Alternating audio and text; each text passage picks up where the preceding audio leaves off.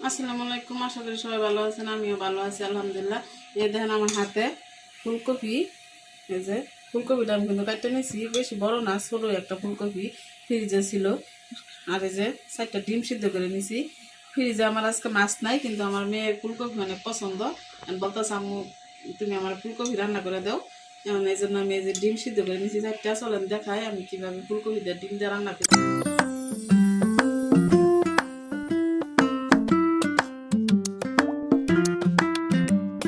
চুলায় একটা পাতিল বসাইছি, পাতিলে কিন্তু আমি অল্প একটু পানি দিয়ে দিচ্ছি গরম হইতে।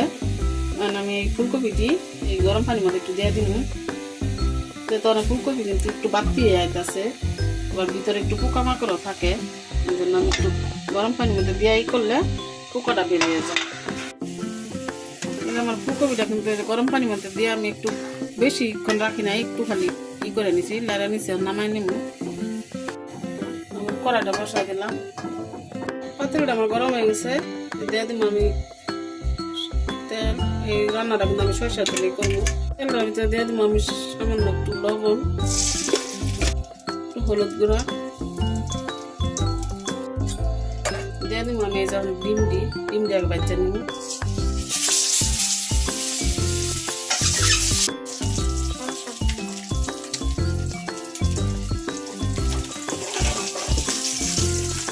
ডিমটি কিন্তু আমার এই যে সুন্দর করে ভাজা হয়ে গেছে। সাইডে দিয়ে আমি ফুলকপি দিব, তেলে ভাজা নিব। ডিমটি উঠাই নি, ডিমটি আমি উঠাই রাখা ফুলকপি ভাজা নিব। তেলের ভিতরে আমি দিয়ে দিব এই ফুলকপিটি। এই ফুলকপি আমি ডিমের মতো সুন্দর করে ভাজা নিব।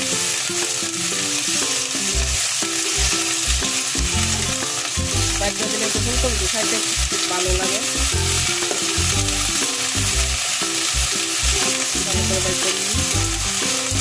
ফুলকপি আমার ভাজা হয়ে গেছে, নামাই নিব আমি। ফুলকপি নামাই নিছি, আবার দিয়ে দেবো কড়াইয়ের ভিতরে তেল। তেলটা আমার গরম হয়ে গেছে, যে দিয়ে দেবো আমি যে ছিঁড়া রাখছি একটা তেজপাতা।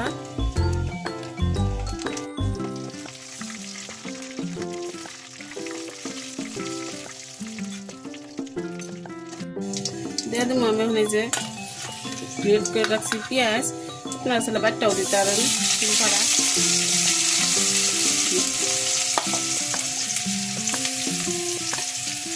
দিয়ে দেবো এই যে কাঁচামরিচ কুচি,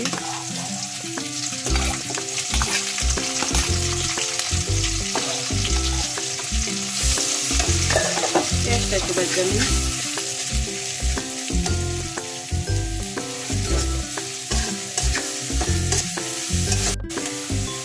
পেঁয়াজটা কিন্তু আমার ভাজা হয়ে গেছে। দিয়ে দিব আমি এই যে স্বাদ মতো লবণটা দিলে পেঁয়াজটা নরম হয়ে যাবো। দিয়ে দিব আমি এই যে আদা রসুন বাটা, একটু আমি আদা রসুন কাঁচা গন্ধটা দেওয়ার লাগে একটু বাচ্চা নিব। আদা রসুনের গন্ধ কিন্তু আমার গেছে না, বাচ্চা নিচ্ছি। একটা দিয়ে দিব কিছু গুঁড়া মশলা, দিয়ে দিব আমি যে হলুদের গুঁড়া, দিয়ে দিব ধনিয়ার গুঁড়া, দিয়ে দিব আমি যে লাল মরিচের গুঁড়া।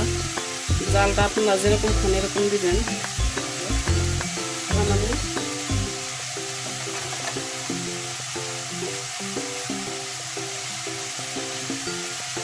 দিয়ে দিব একটু পানি।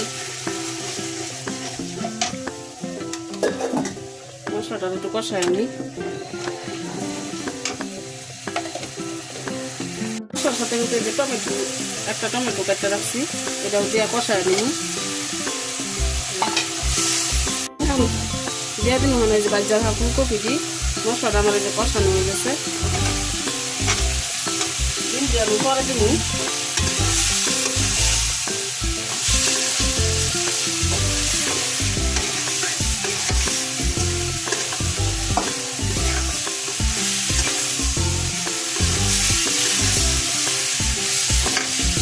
দিয়ে দিব আমি অল্প পরিমাণে একটু ফুলকপি দিচ্ছি। আমি 5 মিনিট জানিয়েছি যে আমার ফুলকপিটা ভাজা অত কষানো দরকার নাই, দেড় মিনিট অল্প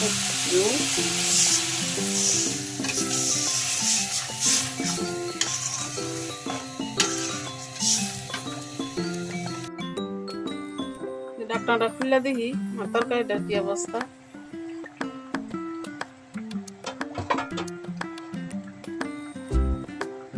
তরকারিটা কিন্তু আমার বলো উঠে গেছে। এখন আমি বাচ্চারা ডিম দিয়ে দেবো।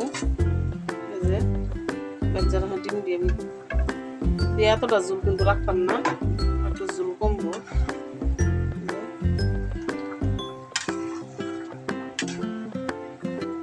আর একটু তরকারিটা মাখা হবো।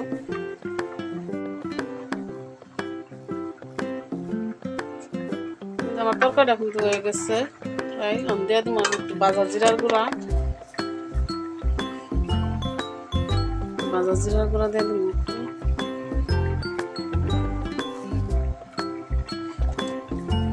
দিয়ে দিব আমি যে কাটতে রাখা ধনিয়া পাতা।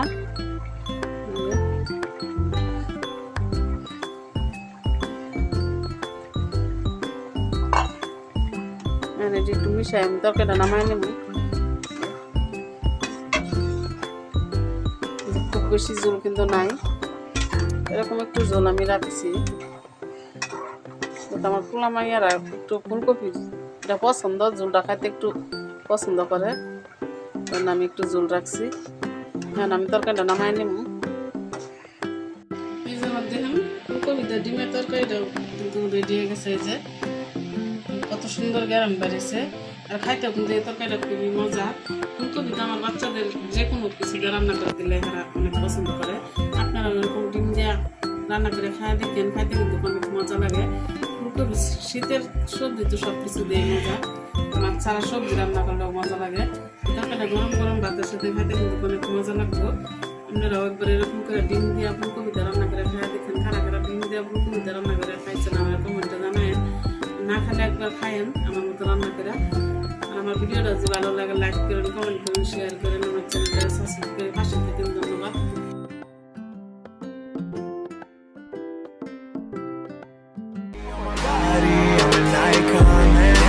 About a 10, I should fuck her in the Benz.